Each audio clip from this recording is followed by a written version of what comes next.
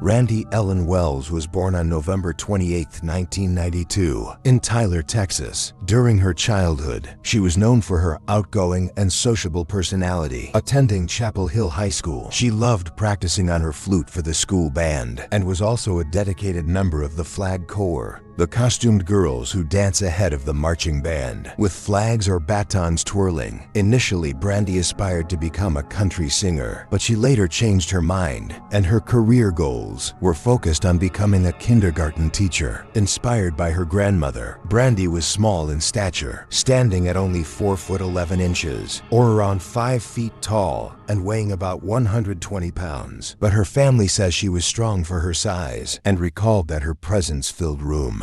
After graduating high school, Brandi was awarded a scholarship to the University of Texas for her previous accomplishments in the Flag Corps, and she continued to pursue her passions while also attending college. At college, she met a young man and fell in love. Later in her second year, she married him at the age of 19.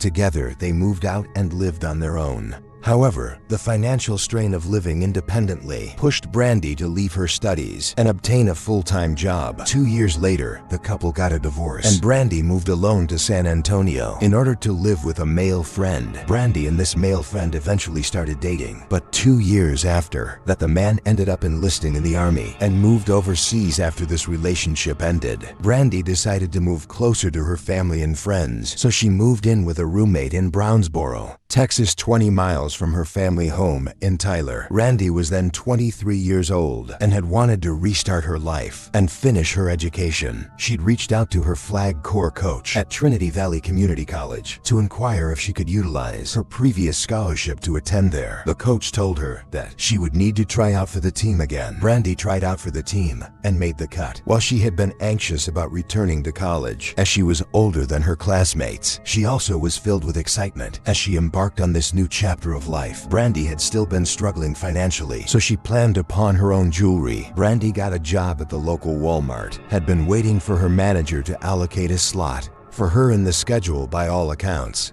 she was happy and had been looking forward to her future. On August 2, 2006, the evening of Brandi's disappearance, she had traveled from her Brownsboro home to her family home in Tyler, Texas. Her mother, Ellen Tang, was surprised by her sudden visit, but excited to see her daughter. Brandi stayed and talked with her mother a bit, with her mother insisting that she stay the night. However, Brandi told her that she was going out to meet up with some friends at a local club and could not cancel. She then visited her younger sister, who was in her bedroom, and chatted with her before imploring her to go out. Despite the invitation, her sister was not feeling well and was already in bed. While listening to her mother's light cajoling that she should remain at home, Brandi changed into new clothes, a strapless white tube top, rust-colored pants, and black high heels. At around 8 p.m., Brandi asked her mother for permission to borrow her car, as her own car did not have much gas. Ellen told her that her car was also low on gas. Brandi then asked if she could borrow money for gas for her own car, but her mother told her she did not have any cash until her next payday. Even though Brandi's car, a 2000 Pontiac Grand Prix, was low on gas, she took it and left the house.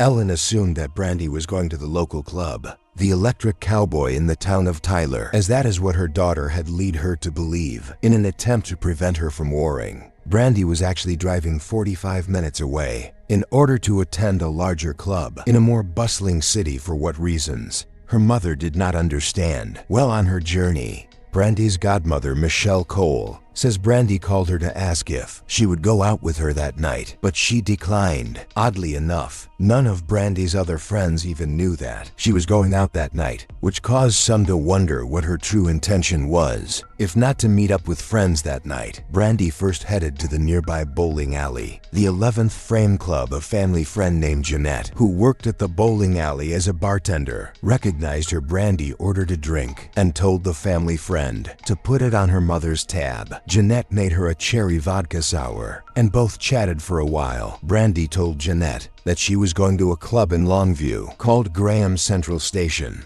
Graham Central Station was located about 37 miles away from Tyler. Jeanette tried to dissuade her from going that far alone, but Brandi was adamant and told the family friend she would be fine. Jeanette recalls that Brandi did not finish her drink prior to leaving the bowling alley at around 9:30 p.m. and heading towards Longview. This was the last time that Brandi was seen alive by her loved ones, people she knew.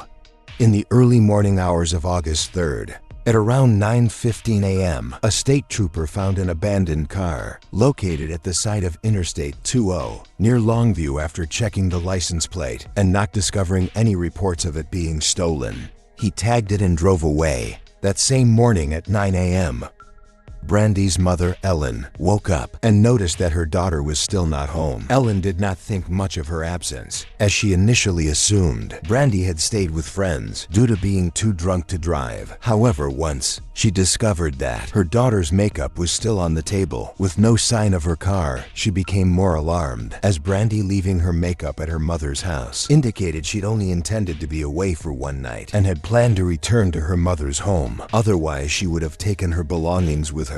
In the early evening of August 3rd, Brandi's roommate called her mother and informed her that, Brandi had planned to return home that afternoon. She'd not yet done so and could not be reached by cell phone. Her mother also attempted to call Brandi, but was unable to reach her. It is unknown if Brandi had brought a phone charger with her. The next morning, Brandi's mother called her godmother, and they repeatedly called Brandi's cell phone until her mailbox became full. Unable to get a hold of her, they decided to contact police and file a missing persons report. While answering law enforcement officers' questions, Brandi's mother learned from her younger daughter, Georgia, that Brandi had planned to go not to a local bar, but to Graham Central Station, far beyond the boundaries of her family's hometown. With this new information, her godmother drove to Graham Central Station to investigate, but found no evidence of Brandi, nor her car.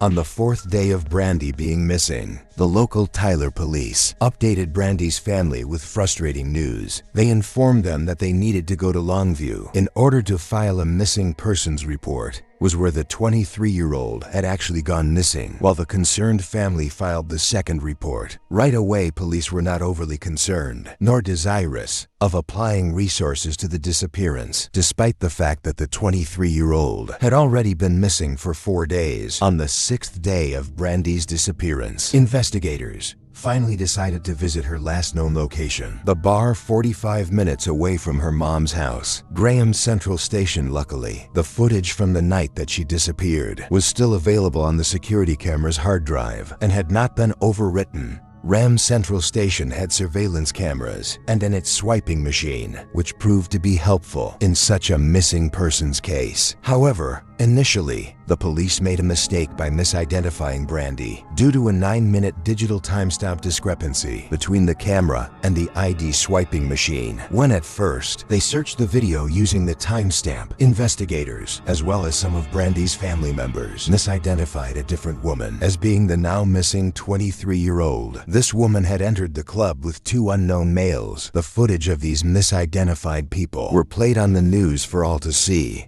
and the media would spend 6 weeks misidentifying the missing woman. It took 6 weeks for Brandi's mother to not only become fully convinced that the girl was not Brandi, but to also convince the investigators to allow them to see the rest of the night's footage. Brandi's mother protested such identification was clearly wearing a different outfit from when she left, and she doubted the blurry physical characteristics Brandi was identified as actually being on the video almost 10 minutes prior to the misidentified woman, with the timestamp showing her entering at 10:35 p.m. instead of 10:44 p.m. like the time on the ID swiper. Such a realization was heartbreaking to family members, as for so long, the media had been covering the wrong girl and precious time had been lost. And gathering witnesses, once the proper woman was identified, video footage showed that Brandi had entered the club alone at around 10:30 p.m. and had left alone at around 12 a.m., as seen on security footage.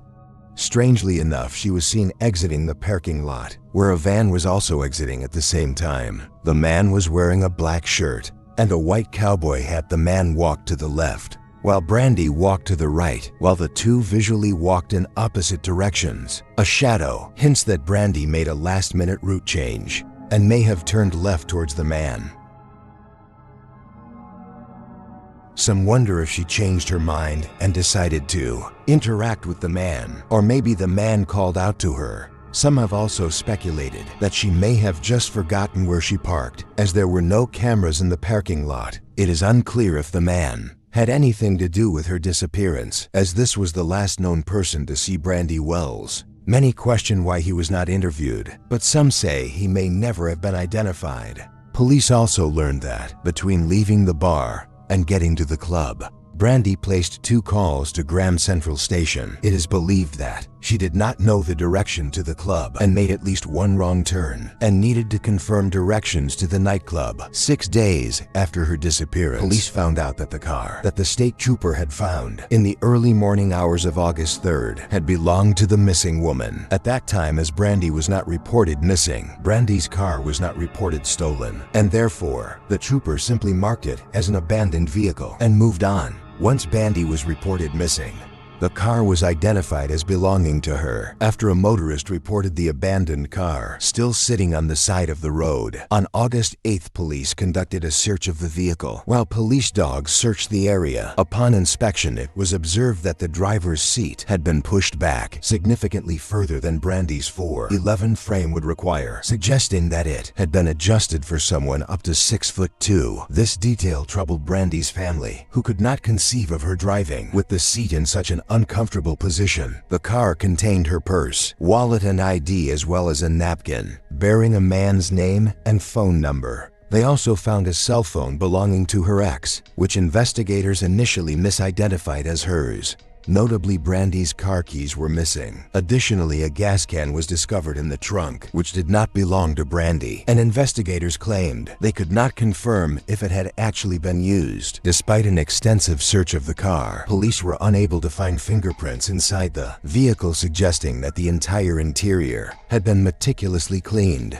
Police attempts to move the car from the roadside likely caused unintentional destruction of evidence, and it remained unclear whether Brandi had actually run out of gas or not. Investigators attempted to add gas to the car to keep it running, but discovered that the key being used was triggering an anti-theft device. It was never reported whether her gas tank was measured before the gas was added. The abandoned car brought up the question as to whether its driver had been incapacitated, and while it is unclear if Brandi had a drink at the bar, witnesses recall Brandi appeared to be sober when she left, and drunk driving is not thought to be a factor when interacting with the male patrons of the bar. Witnesses recall that Brandi was hyper-focused on the fact that her car was dangerously low on gas. Despite this verbal fixation, as confirmed by at least 2 others, police neglected to check the footage or interview employees of gas stations along the route, in or out of long view, which would establish if Brandi ever actually made it to her car after leaving the club. Police wondered if Brandi had finally run out of gas after leaving the bar, and theorized that possibly a motorist whom Brandi may have encountered could have been involved in her disappearance. However, without confirmation on whether she'd actually run out of gas, this theory cannot be fully substantiated, and no one has come forward to say they assisted a woman or interacted with an occupant of the car. Police also called the number provided on the napkin found in Brandi's car. The man confirmed that he had met a 23-year-old at the bar and had offered her a drink. However, she declined. He then wrote his name and number on a napkin and gave it to her. The man was fully cooperative with investigators and was cleared of any suspicions. In another unfortunate police mistake, detectives operated under the assumption that the phone found in Brandi's car was her own. Investigators never showed the family the phone to confirm it was hers, nor did they try to gather phone records early in the investigation. Instead, investigators called the numbers on the phone one by one, asking about Brandi. Detectives were confused as to why only some of the call recipients knew who Brandi was. It would be 2 weeks after the phone was found that Brandi's mother would see it and state it was not Brandi's. The phone turned out to belong to Brandi's ex-boyfriend. He had gone overseas in the military and had left his phone in her care. As a result of this mistake, it would not be until August 17th, 14 days after she went missing, that investigators realized they did not have Brandi's phone. Once they were able to see Brandi's phone records, they discovered that her phone had no outgoing activity after she exited the bar then. In a surprise to detectives, the phone's activity resumed August 11th, 9 days after Brandi was last seen. The calls made from that day on were short and frequent, and the FBI says such a quantity and duration matched the activity of someone likely involved in drug deals. It was clear to police that Brandi was no longer in control of her phone. The FBI was finally able to locate the current owners of Brandi's phone, a man and his niece who were shocked that it had belonged to a missing woman, and explained that another man had given it to them. While never being publicly identified, the man who gave the pair the phone was already familiar to police for unknown reasons. The man who gave the phone to the second party claims he was walking on the south side of Longview when he found the phone beeping on the ground. The location where he says he found the phone was only a 4-block drive from the location. Brandi's car was abandoned, while the man and the woman who had the phone, when police first made contact, took polygraph tests and passed them. Police believe that the man who actually gave the pair the phone may know more about the phone than he is saying. Part of the reason for why police doubted the man's claims was that had his claims been true, that would have meant that Brandi's phone had laid on the side of the road in a bad neighborhood for 9 days without being charged, stolen, or protected from the elements. In October of 2006, the body of what is now known as Lavender Doe was found burning in Kilgore. As Brandi's car was found between Longview and Kilgore, the female body was initially investigated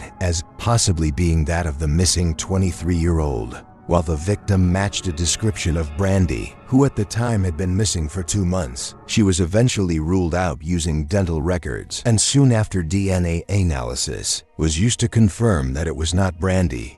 We have covered the Lavender Doe case extensively. In another video, to watch that video, click on the button at the top of this screen, or click on the link in the description below. In 2010, a man called Brandi's family, claiming that she was alive and living in Kansas City. However, he hung up and nothing came of it.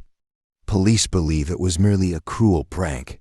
As outlined by police and online sleuths, there are 3 theories surrounding Brandi's fate. She may have been abducted by someone known to her, or there may have been a chance abduction by a stranger which resulted in her death, or there may have been an abduction with the intent of trafficking something. It is possible Brandi was meeting someone she did not entirely know, which would explain the eagerness to drive so far without the means to do so. And while she asked those closest to her to come out with her that night, her regular friends had no idea of her intentions. They did not know if she was currently talking to anyone in the romantic sense, either online or off.